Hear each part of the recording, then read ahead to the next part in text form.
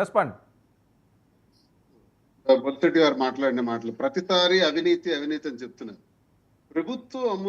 ప్రభుత్వం ద్వారా అమ్మకాలు జరుపుతున్నటువంటి వైన్ షాపుల్ని చాలా అసందర్భంగా కాంట్రాక్ట్ సిస్టమ్ పెట్టి తెలుగుదేశం పార్టీకి చెందినటువంటి కార్యకర్తలకి, ఎమ్మెల్యేలకి, కాంట్రాక్టర్లు రౌడీజం, గూండాయిజంతో టెండర్ సిస్టమ్ పేరు పెట్టి దోపిడీ చేసి మొత్తం బ్రాందీ షాపులని తెలుగుదేశం పార్టీ కార్యకర్తలకి, నాయకులకి అప్పచెప్పారని, ఇందులో చాలా మంది మంత్రులు భయభ్రాంతులు సృష్టించారని, కాంట్రాక్టర్ గా ఎవరైనా వేస్తే అప్లికేషన్లు వేస్తే వాళ్ళకి బెదిరించారని, ప్రథమంగా అచ్చెన్నాయుడు చాలా దౌర్జన్యాలు చేసి బ్రాందీ షాపులన్నీ తీసుకున్నాడని, ఫరూక్ అనేటటువంటి ఒక మంత్రి గారు కూడా తీసుకున్నారని ఈనాడు పేపర్లో రాశారు సార్.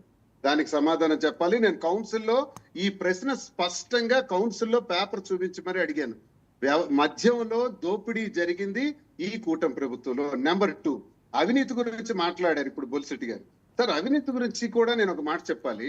ఈ రోజు మీరు ర్యాంకింగ్ చెప్పారు, ర్యాంకింగ్ పబ్లిక్ లో 0 ఉంది, కానీ కూటమి ప్రభుత్వం ఇచ్చిన ర్యాంకింగ్ లో 17వ నెంబర్ లో ఉన్నాడు అచ్చెన్నాయుడు. ఒకసారి అచ్చెన్నాయుడు గురించి తీసుకుందాం. అచ్చెన్నాయుడు వాళ్ళ ఇంట్లో ఓఎస్డి ద్వారా రోజుకి 20 నుంచి 30 లక్షలు వసూలు చేస్తున్నాడని, 30 లక్షలు వసూలు కానిదే నిద్రపోడని, మేడపైకి వెళ్ళడని, ఇలాంటి వసూళ్లు చేసే దరిద్రపు మంత్రి ఇంకా ఎక్కడా ఉండడని ఇది కూడా ఈనాడులో రాశారు సార్. ఆ క్లిప్పింగ్ ఇప్పుడే బొలిశెట్టి గారు ఏంటి నిజమా మంత్రులందరూ తీవ్ర అవినీతి పాల్పడుతున్నారట? సాక్షాత్ అచ్చెన్నాయుడు ఇంట్లో ఈనాడు రాశారు. ఈనాడు పేపర్ లో వచ్చింది, వాళ్ళ పేపర్ లోనే వచ్చింది. అవినీతి ఎవరు చేశారు? ఈ రోజు ఇసుకని దోపిడీ చేస్తున్నారు. దుబాడి గారు ఒక నిమిషం మీ ప్రెసిడెంట్ గారు ఆయన సమాధానం చెప్పనివ్వండి. ఇప్పుడు ఎమ్మెల్యే గారు ఉన్నారు కదా, ఆయన సమాధానం చెప్పనివ్వండి. అది వాస్తవం కాదండి. మరి అచ్చెన్నాయుడు పైన రాసిన వార్త ఈనాడులో వచ్చిందని సమాధానం చెప్పండి. మీరు మీ టార్గెట్ అంతా అచ్చెన్నాయుడు గారా? ఓకే, ఈనాడులో వచ్చింది. బొలిశెట్టి గారు షాపులు చాలా నిబంధనతో కూడి అందరూ జేసీలు, అందరు కలెక్టర్లు ఉండి దాన్ని డ్రా తీసి వాళ్ళకి ఇచ్చారు. చెప్పేదేనండి, మరి మీరు అడిగే సమాధానం చెప్తాం. టైం అయిపోయింది, నాకు పెళ్లికి వెళ్ళాలి. మీరు అర్థం చేసుకోండి. ఇవాళ నా వరకు నేను నీతిగా ఉన్నానని ప్రమాణం చేయడానికి సిద్ధంగా ఉన్నాను. ఏ గుళ్ళోకైనా వచ్చి ప్రమాణం చేస్తాను.